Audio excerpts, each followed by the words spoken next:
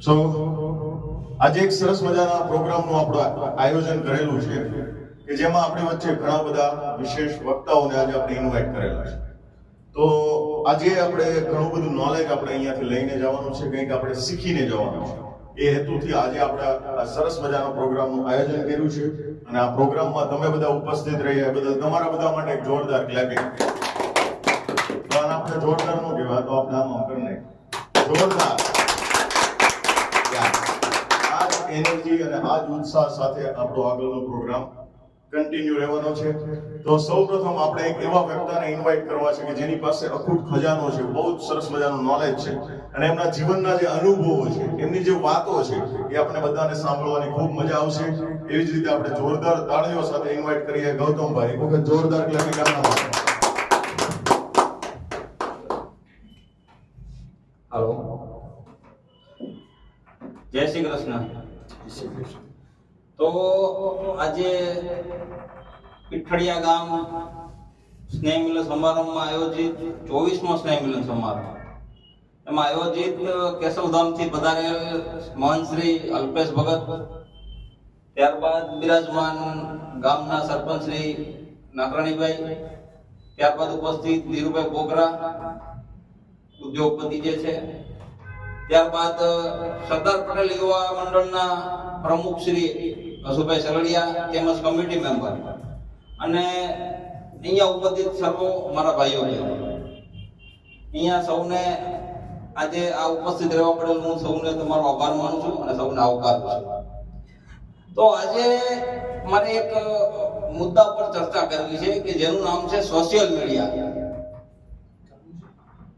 તો social media એક એવો વિષય છે કે જેનો ઉપયોગ ડિસ્ટર્બન્સ ઓકે છે. અચ્છા, તો સોશિયલ મીડિયા પર આપણે ચર્ચા કરતા હતા. તો સોશિયલ મીડિયા એક એવી વસ્તુ છે કે જે અત્યારે સમાજમાં ખૂબ જ પ્રચલિત અને બહુ સારી વસ્તુ કહી શકાય. તો તમે કોઈ મને જણાવશો આમાંથી કે સોશિયલ મીડિયાની વ્યાખ્યા શું કહી શકાય સાહેબ? સોશિયલ મીડિયાની વ્યાખ્યા જોઈએ છે, એના નામ શું નહીં સાહેબ, તમે કહેશો? તો સોશિયલ મીડિયા એટલે કે અત્યારનું એવું મીડિયા છે કે જ્યાંથી તમે સારું કે ખરાબ બધી જ વસ્તુ કન્ઝ્યુમ કરી શકો છો. એ તમારા પર ડિપેન્ડ. એક્ઝેક્ટલી કે સોશિયલ મીડિયા એટલે કોઈ પણ માહિતીને એક જ ક્લિકમાં તમે અહીંયાથી અહીંયા અને અહીંયાથી અહીંયા, પછી સુરતથી અમેરિકા હોય કે અમેરિકાથી અમદાવાદ હોય, કોઈ પણ જગ્યાએ તમે એક જ ક્લિકમાં મોકલી શકો. એનું નામ સોશિયલ મીડિયા. જેમાં આપણે વોટ્સએપ છે, ફેસબુક છે, યુટ્યુબ છે, ટ્વિટર છે, વગેરે વગેરે એવી ઘણી એપ્લિકેશનો આવે છે. બરાબર છે. તો હવે આપણે પહેલા તો જોઈએ કે સોશિયલ મીડિયાના કોઈ પણ વસ્તુના બે પાસા હોય કે ભાઈ એક સારી બાબત અને એક ખરાબ બાબત. તો આપણે આજે પહેલા કોઈ પણ વસ્તુની સારી વસ્તુ પહેલા લેવાય, ખરાબ વસ્તુની વાતો આપણે નેગેટિવ ઓછી કરવી જોઈએ, પણ આમાં ચર્ચા કરવી પડશે આપણે. તો હવે સારી બાબત જોઈએ તો ભાઈ તો સોશિયલ મીડિયાના માધ્યમથી આપણે કોઈ પણ સમાચાર છે તો એને સેકન્ડોની અંદર આપણે અહીંયાથી કોઈ પણ જગ્યાએ મોકલી શકીએ છીએ.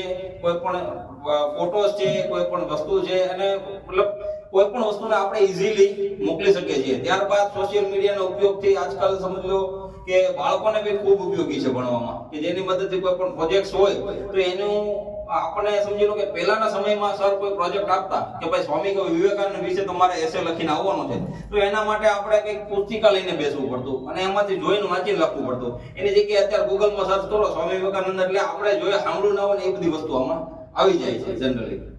તો આટલું સોશિયલ મીડિયાનો ઉપયોગ ખૂબ જ સારો છે. તો ત્યારબાદ હવે આપણે જોઈએ ને નકારાત્મક પાસાઓ.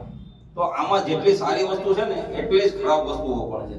તો આપણે એમાં આપણા ટોપિક વાઇઝ ચર્ચા કરીએ. તો સોશિયલ મીડિયામાં પહેલું તો વસ્તુ ખરાબ હોય તો એ છે અફવાઓ. લોકો અત્યારે સોશિયલ મીડિયામાં કોઈ પણ મેસેજ ફોરવર્ડ કરતા પહેલા વિચારતા જ નથી કે આ મેસેજની પુષ્ટિ કરીએ આપણે કે આ મેસેજ સાચો છે કે ખોટો. કોઈ પણ મેસેજ છે એને તરત જ વાયરલ કરી દેતા હોય છે. અચ્છા, તો સોશિયલ મીડિયા લે છે અંધશ્રદ્ધાઓ છે કે ભાઈ તમે આ ચાંદીની ચમચી પર ક્લિક કરો એટલે તમે 1 કલાકમાં કરોડપતિ થઈ જશો. તો આવી રીતે જોઈએ ને તો આખું વર્લ્ડ કંઈક ને કંઈક કરી બેઠું હોય છે. એટલે ટૂંકમાં આપણે એક તો પેલા આ ખોટી અફવાઓ છે એ એક દુરુપયોગ થઈ ગયો. બીજી વસ્તુ સૌથી મહત્વની વસ્તુ છે એ છે પ્રાઇવેસી. અત્યારે સોશિયલ મીડિયા પર એવા બનાવો બને છે પ્રાઇવેસીને લઈને કે દાખલા તરીકે કોઈ પણ 18 થી 20 વર્ષની ઉંમરનાઓને ટાર્ગેટ કરવામાં આવે છે કે જે હજી પરિપક્વ ના હોય. આપણે એમ કહીએ છીએ કે એડલ્ટ એટલે 18 વર્ષ કહેવાય, પણ ખરેખર પરિપક્વતા તો મગજથી જ હોવી જોઈએ કે ભાઈ એ છોકરો પોતે ડિસિઝન લઈ શકે કે મારે શું કરવું છે કે નહીં.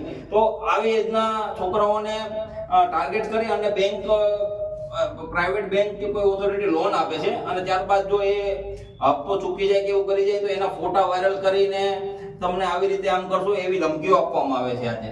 અને બીજું તો તમે સાંભળ્યું જ હશે કે ઘણી મોટી ઉંમરના લોકોને અચાનક જ કોઈ વિડીયો કોલ આવે છે અને સામે એમને રેકોર્ડિંગ, સ્ક્રીન રેકોર્ડિંગ ને આવું વગેરે વગેરે કરી અને પછી બ્લેકમેલ કરતા હોઈએ છે. તો આ ગોપનીયતાનો એક જે પ્રશ્ન છે પ્રાઇવસીનો, એ બી બહુ ખરાબ વસ્તુ છે. ત્યારબાદ આપણે ત્રીજું જોઈએ તો કે છે હવે આનો દુરુપયોગ જે થાય છે એ આપણે કઈ રીતે અટકાવી શકાય.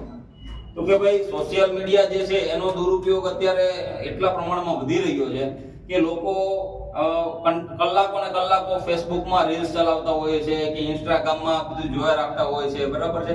એટલે એનાથી આપણા સમયની પણ ખૂબ જ બરબાદી થાય છે અને સમયની સાથે સાથે આપણે સમજી લો કે આપણા પૈસા ગુમાવીએ છીએ અને આપણું ટૂંકમાં સમજી લો બાળકો છે એ સતત ગેમ્સ રમ્યા કરતા હોય છે, આ તે બધું કરતા હોય એટલે એની માનસિક પરિસ્થિતિને બી ઘણું નુકસાન થાય છે.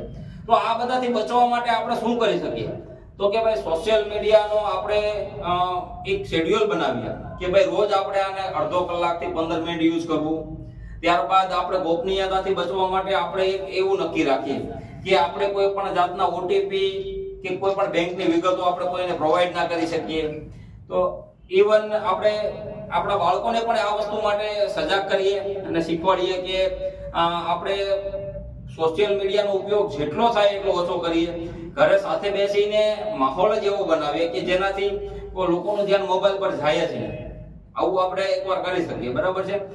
તો આ સાથે આપણે એક હવેથી નક્કી કરીશું, આપણે બધા ભેગા મળીને આજે આવ્યા છીએ તો કે હવે આપણે જે ફેમિલી ટાઈમ વધારે આપીશું, જેટલો થાય એટલો સોશિયલ મીડિયાનો ઉપયોગ ઓછો કરીશું અને કોઈ પણ માહિતીને આપણે આગળ ફોરવર્ડ કરતા એની ચકાસણી કરીશું કે માહિતી સાચી છે કે ખોટી, બરાબર છે. તો આ સાથે તમે લોકોએ મને સાંભળ્યો એ બદલ તમારો ખૂબ ખૂબ આભાર. Thank you. તો ત્યારબાદ હું બેવને એક સાથે બોલાવું, એક કામ કરું, ચાલશે? તો આ સાથે હું આજે આપણા સાહેબ શ્રી ઉપસ્થિત છે રાકેશભાઈ, સિવિલાઇઝ સ્કૂલના વાઇસ પ્રિન્સિપલ સાહેબને હું આમંત્રણ આપીશ કે સાહેબ આવી અને બે શબ્દો કહેશે. સાહેબ તમારે ફોનમાં કરવું હોય તો કરી નાખો.